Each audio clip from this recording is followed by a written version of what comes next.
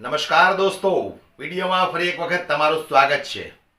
આમ તો આપણે બધા જાણીએ જ છીએ કે ભાઈ જ્યારે જ્યારે ચૂંટણી આવે ત્યારે ચૂંટણી સમયે ભારતીય જનતા પાર્ટીના નેતાઓ આદિવાસી સમાજને કેવા કેવા લોલીપોપ આપે છે કે ભાઈ અમે આદિવાસી સમાજ માટે આટલી સહાય કરીશું, જંગલ વિસ્તારની અંદર અમે ડેવલપમેન્ટ કરીશું, આદિવાસી સમાજના બાળકો ભણી ગણીને આગળ વધે એના માટે અમે સારામાં સારી સ્કૂલો બનાવીશું। આ બધું જ ફક્ત ચૂંટણી ટાણે આવે। ચૂંટણી પતી ગઈ, સત્તા મળી ગઈ, પછી આદિવાસી કોણ અને અમે કોણ, આ ભારતીય જનતા પાર્ટીની નિયત છે। ત્યારે આ વસ્તુ ફક્ત ગુજરાતની અંદર નથી દોસ્તો, સમગ્ર ભારત દેશની અંદર આ વસ્તુ ચાલે છે। ત્યારે રાજસ્થાનની અંદર જે રીતે સંસદ ભવનની અંદર આદિવાસી સમાજના સાંસદ રાજકુમાર રાઉતે ભારતીય જનતા પાર્ટી ઉપર જે આક્ષેપો લગાવ્યા છે કે ચૂંટણી સમયે આદિવાસી સમાજને જે સહાય આપવાની વાત તમે કરો છો અને ચૂંટણી પત્યા પછી આદિવાસી સમાજની સામું પણ તમે જોતા નથી, તો પછી અમે હિન્દુ નથી? અમે તમારી નજરમાં હિન્દુ નથી? તમે અમારી સાથે કેમ આવું વર્તન કરો છો? ખૂબ જબરજસ્ત આક્ષેપો લગાવ્યા છે, પરંતુ આ ભારતીય જનતા પાર્ટીના પેટનું પાણી પણ નથી હલતું। એનો સીધો મતલબ છે દોસ્તો, કારણ કે આ લોકોએ આજ સુધીમાં ક્યારેય આદિવાસી સમાજને પોતાના હકો આપ્યા જ નથી।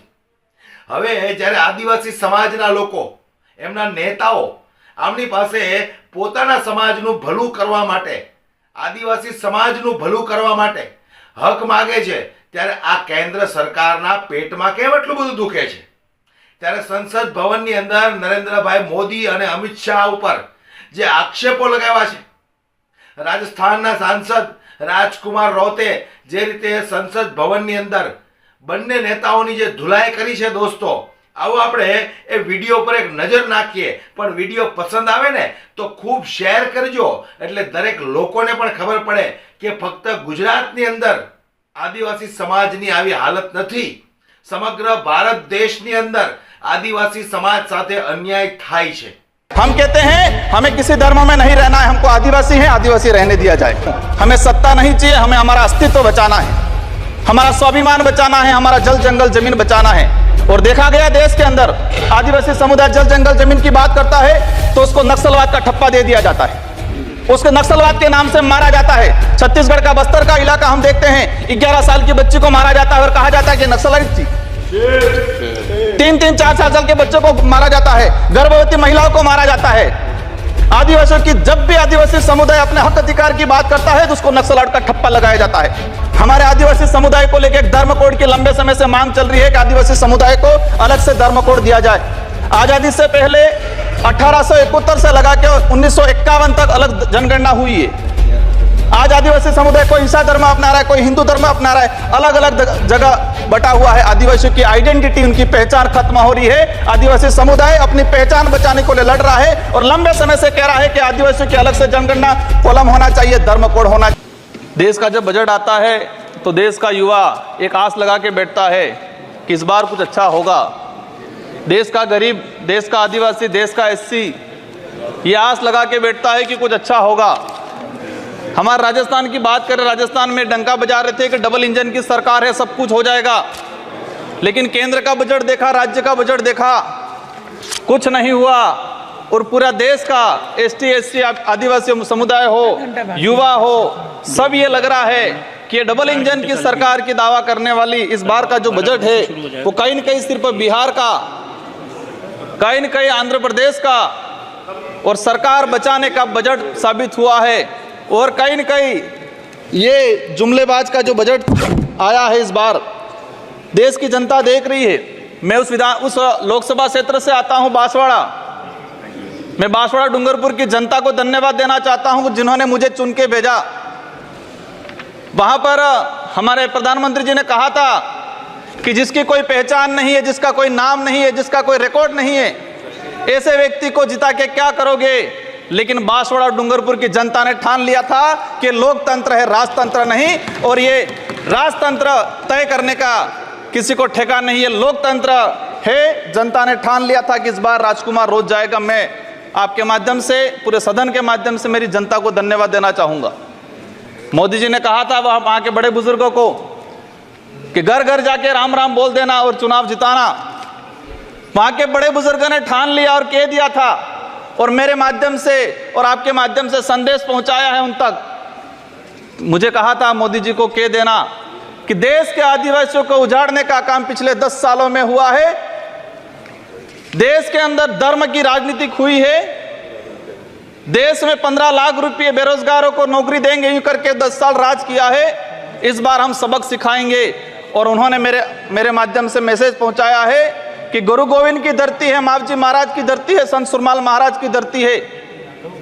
मानगढ़ दाप में 1500 आदिवासी शहीद हुए थे। मोदी जी 2 बार आए, लेकिन मानगढ़ के लिए, आदिवासी समुदाय के लिए एक शब्द नहीं बोल के गए, कुछ नहीं करके गए। तो उन्होंने मैसेज पहुंचाया है कि आदिवासी समुदाय जाग गया है और अब वो आदिवासी समुदाय नहीं रहा जो बहका में आ जाएगा और वोट दे देगा। माननीय सभापति महोदय, जो वर्तमान स्थिति बनी है बजट के अंदर, मैंने देखा धातुओं का खनन को लेकर उद्योगपतियों को टैक्स में छूट दी गई, लेकिन ये खनन कहाँ हो रहा है? धरती पे हो रहा है, हमारे देश में हो रहा है, पहाड़ों में हो रहा है, जंगलों में हो रहा है, और वहां पर जीव जंतु रहता है और आदिवासी समुदाय भी रहता है। लेकिन आदिवासी के समय के आदिवासियों के लिए क्या प्रावधान किया गया? आदिवासी इलाके के अंदर देखा जाए, आदिवासी समुदाय बैठा हुआ है, उसको जमीन का पट्टा नहीं मिला हुआ आज तक, आजादी से पहले से बैठा हुआ है, लेकिन वो जमीन की बात करेगा। सभापति महोदय, यहाँ पर सत्ता को लेके होड़ मची रहती है, सत्ता पाने को लेके बोला जाता है। मैं जो कहना चाह रहा हूं, हमें सत्ता नहीं चाहिए, हमें हमारा अस्तित्व बचाना है, हमारा स्वाभिमान बचाना है, हमारा जल जंगल जमीन बचाना है। और देखा गया देश के अंदर आदिवासी समुदाय जल जंगल जमीन की बात करता है तो उसको नक्सलवाद का ठप्पा दे दिया जाता है, उसको नक्सलवाद के नाम से मारा जाता है। छत्तीसगढ़ का बस्तर का इलाका हम देखते हैं, 11 साल की बच्ची को मारा जाता है और कहा जाता है कि नक्सलाइट थी। 3-3, 4-4 साल के बच्चों को मारा जाता है, गर्भवती महिलाओं को मारा जाता है। आदिवासियों की, जब भी आदिवासी समुदाय अपने हक अधिकार की बात करता है तो उसको नक्सलाइट का ठप्पा लगाया जाता है। सभापति महोदय, आदिवासी समुदाय को या एससी समुदाय को फ्री की योजना, हम कहते हैं हमें फ्री की योजना मत दो, हमें हमारा हक दो, जल जंगल जमीन का मालिकाना हक दो। और संविधान के अंदर शेड्यूल 5 के अंदर, शेड्यूल 6 के अंदर जो रिजर्वेशन पॉलिसी लागू की है उसको धरातल पे लागू किया जाए। माननीय सभापति महोदय, मैंने देखा है भाजपा अलग अलग राज्यों में अलग अलग चीज कहती है, कई जगह कहती है बीफ खाओ, कई जगह मत खाओ। हमारे आदिवासी समुदाय को लेकर एक धर्म कोड की लंबे समय से मांग चल रही है कि आदिवासी समुदाय को अलग से धर्म कोड दिया जाए। आजादी से पहले 1871 से लगा के 1951 तक अलग जनगणना हुई है। आज आदिवासी समुदाय कोई ईसाई धर्म अपना रहा है, कोई हिंदू धर्म अपना रहा है, अलग अलग जगह बटा हुआ है। आदिवासियों की आइडेंटिटी, उनकी पहचान खत्म हो रही है। आदिवासी समुदाय अपनी पहचान बचाने को लिए लड़ रहा है और लंबे समय से कह रहा है कि आदिवासियों की अलग से जनगणना कॉलम होना चाहिए, धर्म कोड होना चाहिए।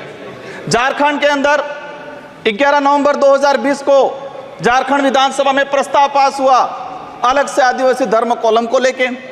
वहां विपक्ष में भाजपा थी और भाजपा ने समर्थन दिया और कहा कि आदिवासी समुदाय धर्म व्यवस्थाओं में, भले हिंदू हो ईसाई, उसमें नहीं आता है, आदिवासियों की अलग परंपराएं रीति रिवाज है, उनको धर्म कोड जारी किया जाए।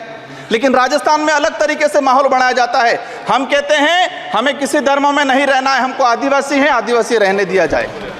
माननीय सभापति महोदय, लंबे समय से देखा गया है, कहते हैं वनवासी, कोई कहता है कुछ और।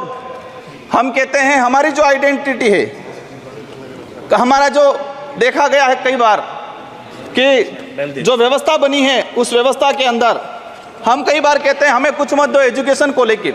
नई शिक्षा नीति, मुझे लग रहा है अभी घंटी बजने वाली है, मैं 2 मिनट में मेरा समाप्त करूंगा। नई शिक्षा नीति के तहत यह प्रावधान किया गया है कि 6 साल का बच्चा होगा, इसके बाद उसको पहली क्लास में एडमिशन दिया जाएगा। माननीय सभापति महोदय, मैं कहना चाह रहा हूं, निजीकरण को बढ़ावा देने का तरीका है ताकि प्राइवेट संस्थाएं खत्म हो, सरकारी संस्थाएं खत्म हो, प्राइवेटकरण हो, ये कहा गया है।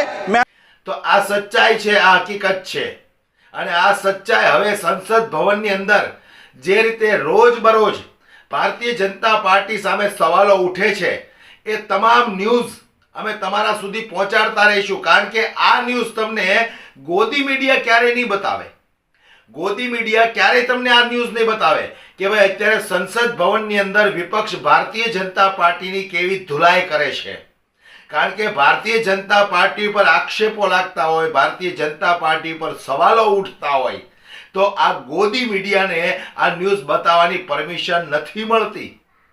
એટલામાં તમારે સમજી જવું પડશે કે આ ગોદી મીડિયા કેવું કામ કરી રહી છે.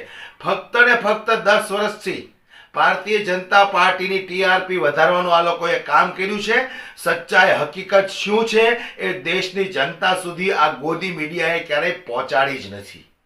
વિડીયો પસંદ આવ્યો હોય તો ખૂબ શેર કરો, દરેક લોકો સુધી પહોંચે, અને લાઈક કરવાનું દોસ્તો ભૂલશો નહીં.